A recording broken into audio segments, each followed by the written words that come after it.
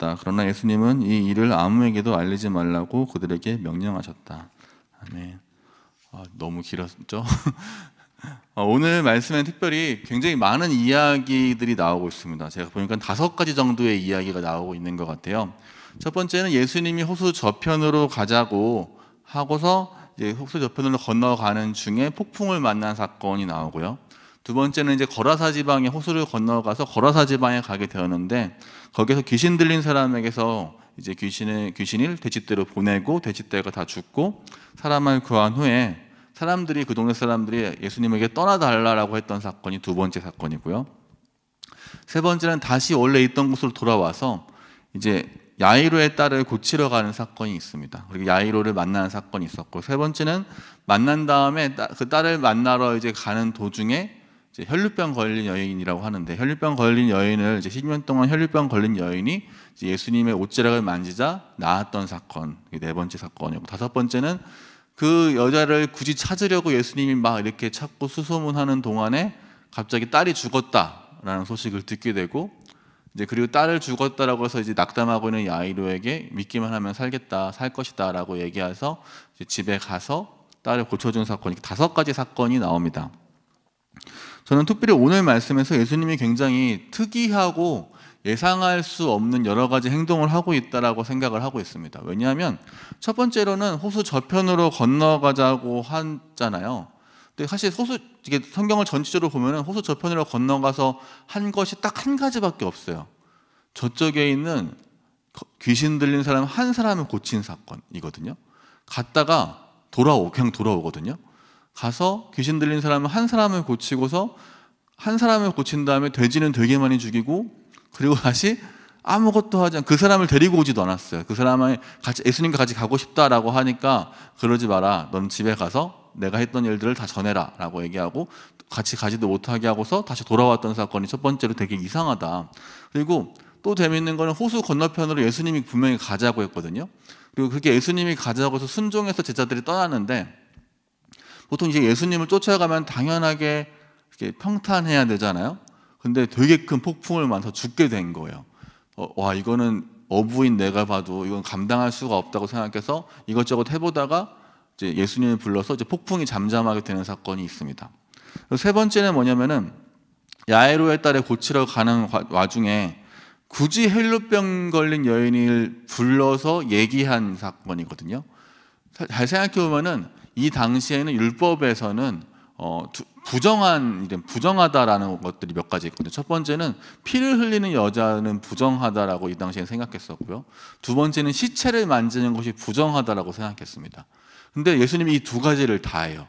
자신에게 피를 흘리는 여자가 자신을 만졌다라는 것을 사람들에게 완전 다 알려주는 느낌으로 굳이 그것을 이제 이야기하고 사람들을 불러 세우고 그 사람이 많은 밀치고 그런 와중에서 그걸 굳이 드러내는 사건이 나타나고요.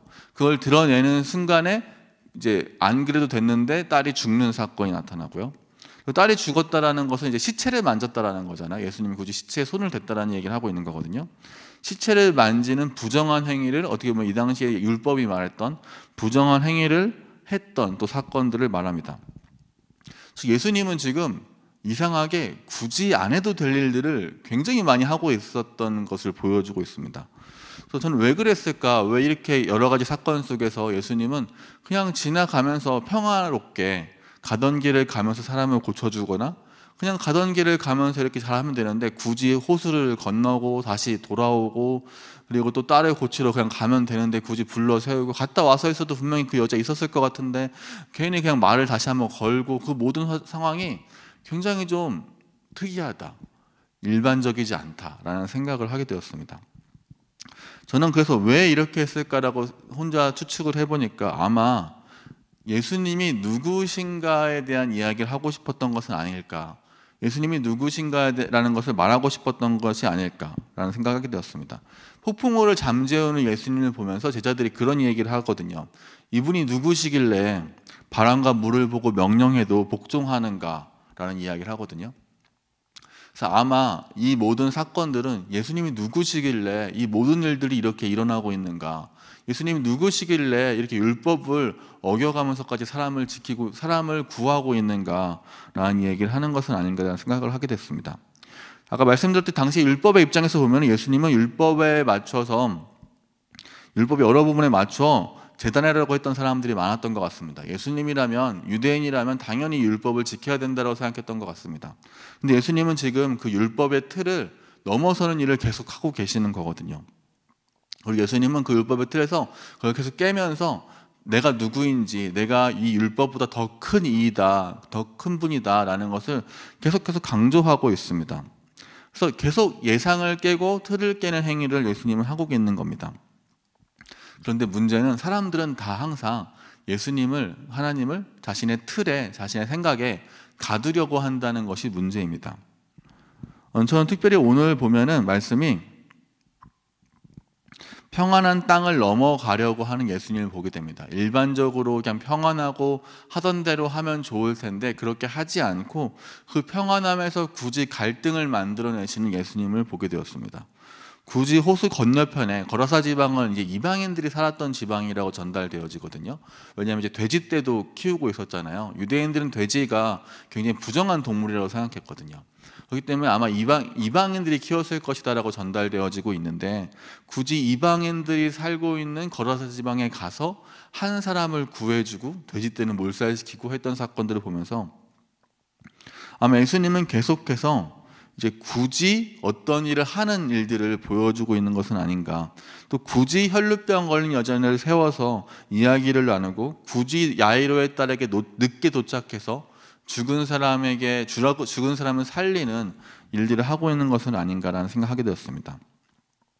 아마 예수님은 모든 예상을 깨고 있다, 어쩌면 내 지혜 속에서, 내 머릿속에서, 내 생각 속에서 가두어 놓은 예수님이라는 것을 계속 깨고 있다, 그리고 그분이 진짜 하나님이다라는 얘기를 하고 있는 것 같습니다.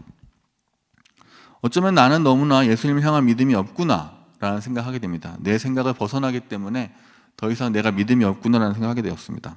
야이로의 딸은 고칠 수 있었으나 아버지가 보시기에는 죽은 사람은 살릴 수 없다라고 생각했던 것 같습니다.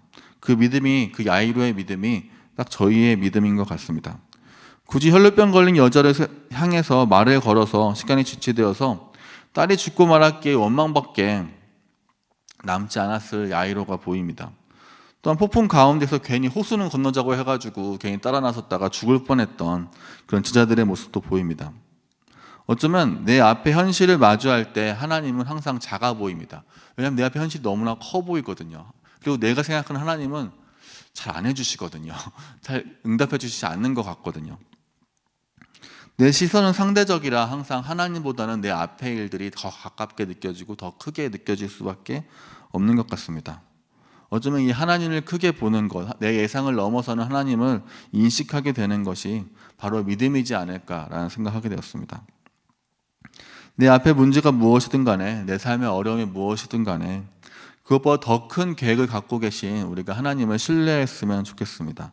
그리고 그분을 쫓아갈 수 있었으면 좋겠습니다. 그래서 내 문제보다 하나님 훨씬 더 크고 그 문제보다 하나님 크다는 것을 바라보고 믿어지기 때문에 그렇게 되었으면 좋겠습니다. 내 앞에 문제들이 많이 있잖아요. 돈의 문제도 있고요, 건강의 문제도 있고요, 누군 취업의 문제도 있고요, 가족의 문제도 있고, 자녀의 문제, 학업의 문제, 다 여러 가지 문제들이 있거든요.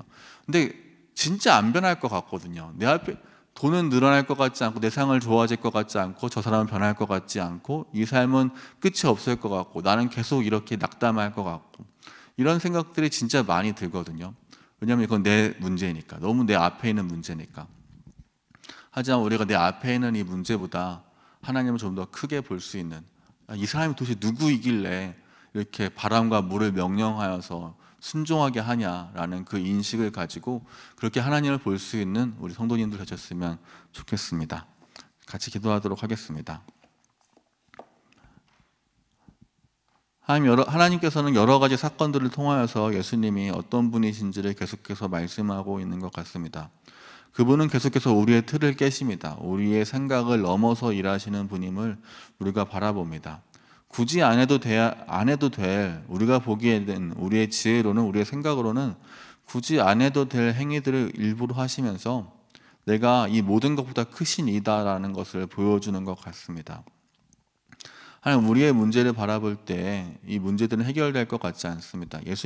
하나님께서 이 정도 문제는 해결해 줄 수 있을 것 같은데 내 문제는 해결해 줄 것 같지 않다고 느껴지는 경우가 사실 너무나도 많이 있습니다. 하지만 그럴 때 우리의 문제보다 더 크신 하나님을 바라볼 수 있었으면 좋겠습니다. 그런 믿음이 우리 가운데 생길 수 있도록 주님께서 도와주옵소서. 그 믿음 때문에 내 삶의 문제보다 내 앞에 나를 막고 있는 수없이 많은 장애물보다 나를 넘어뜨리려고 하는 많은 것들보다 하나님이 더 크게 보일 수 있도록 주님 도와주옵소서. 예수님의 이름으로 기도합니다.